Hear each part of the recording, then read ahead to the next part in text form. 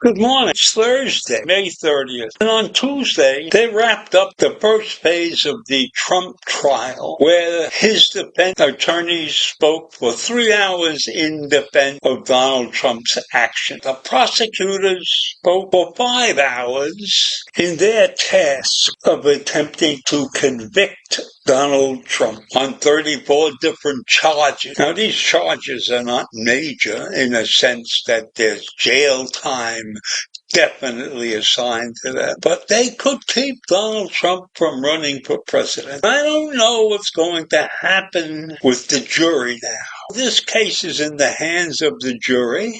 12 intelligent people, and they have to come up with a decision, which I believe will be very difficult for them to have all 12 voting guilty.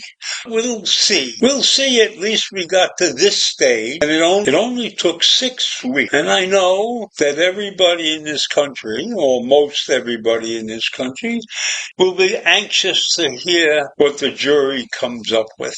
So I'll leave you with that this morning before we get on to some other topic. On another important piece of news, we have President Joe Biden and his situation dealing with Israel.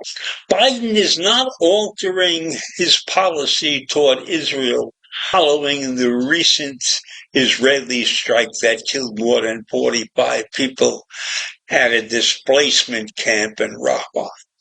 That's what the White House said on Tuesday.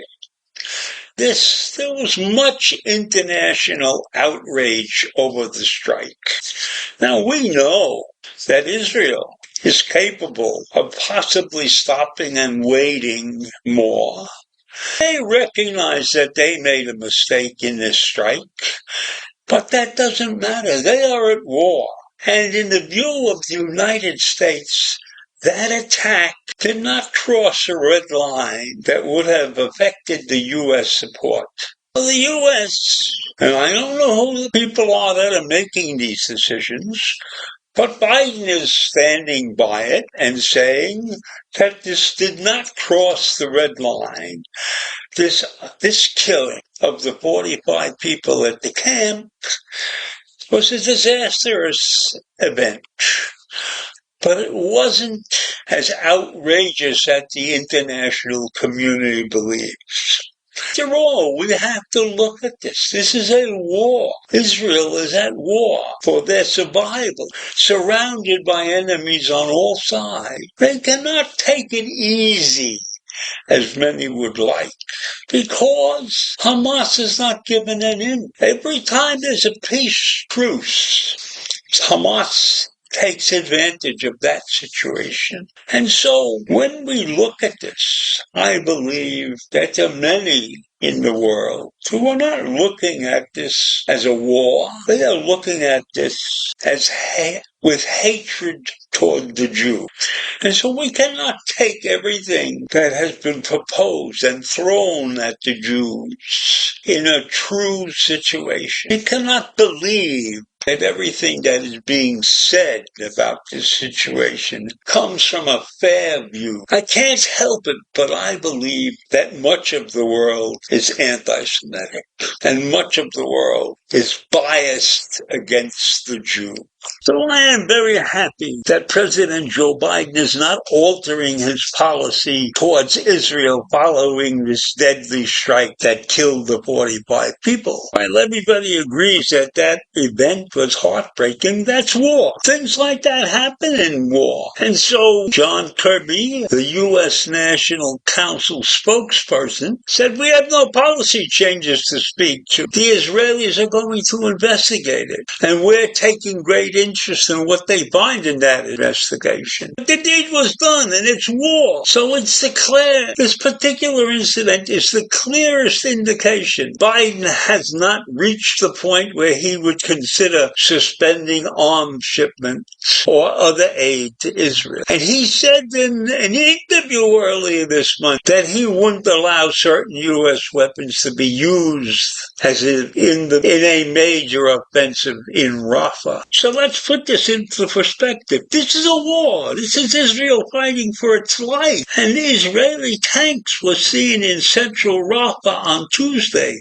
for the first time in Israel's 7-month war against Hamas. Yes, a war, 7 months of war. And this tanks in the region is a new phase in Israel's offensive, because Israel is pressing on in spite of the mounting international pressure against them. And I look at this international pressure and I have to believe that much of that international pressure is not founded in the fact that anything is going on in this war, except it's founded in the fact that there's tremendous amounts of worldwide anti-Semitism. And there are nations in that region of the world that readily admit they would be happy to get rid of all the Jews, to destroy Israel. So why are so many people upset when Israel is offending itself? Why are so many people upset when others are hurt, but they're not upset when Israel is constantly under anti-Semitic attack? So there's a twisted view of this situation in most of the world's countries. Most of them do not recognize the anti-Semitism, or they refuse to take that into consideration. And so when Israel is attacked, in many, many cases, it has nothing really to do with their actions. It has to do with the mere fact that they are Jews. Because the Jews, for whatever reason, are not well liked, and I use that term lightly, in most of the parts of this world. It's amazing that the Jew, which may very well be one of the oldest populations in the world, has been hated and mistreated for centuries, and it continues today.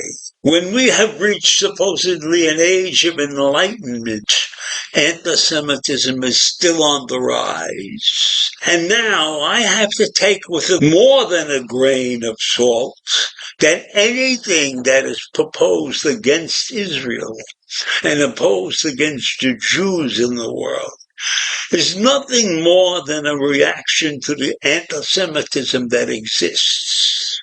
So until we get that major crisis over with, and I don't believe that I will see the end of that in my lifetime, and I probably can bet that my great-grandchildren won't see the end of it in their lifetime. But anti-Semitism exists all over this planet, and we must always recognize that it rears its ugly head in almost any situation. So I leave you with those horrible thoughts this morning.